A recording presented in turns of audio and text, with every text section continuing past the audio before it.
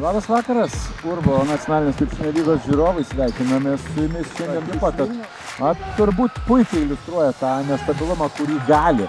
Ir kartais dar vienas vilniečių bandymas iš toli ir nuoseklumo atakose lyg ir yra tie sprendimai, lyg ir viskas įvyksta.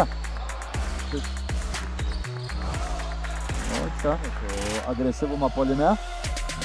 O čia Gindas ir bet rungtynių kur netgi iš esmės pralausdavo. Palikti minimaliai laiko. Vitkevičius iš toli. Tikslus. Perimamas kamuolys. Šulkis. 2 lengvi taškai. Keistas metas, kuomet bus dar atsakomas rungtynės. Ir čia Šulkis. Na ir vėl ieško savo komandos draugų baudos. Dar vienas vilniečių atsakas. Vasiliauskas.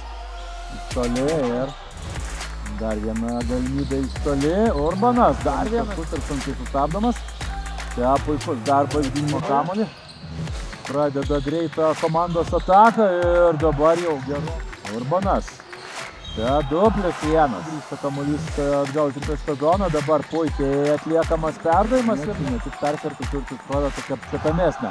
Tuomet vilnietis provė pranašumą tikrai buvo iš esmės pats svarbiausias žaidėjas. Progų sukurta, tačiau nemaža dalis jų buvo iššvaistytų, svečiams nepavyksta to padaryti ir čia turėtų būti 2 labai lengvi ir varžovai. Ir puikiai perdavimai, nepavyksta perimti kamuolį vilniečiams, o Šulkis atakai. Metimas iš toli.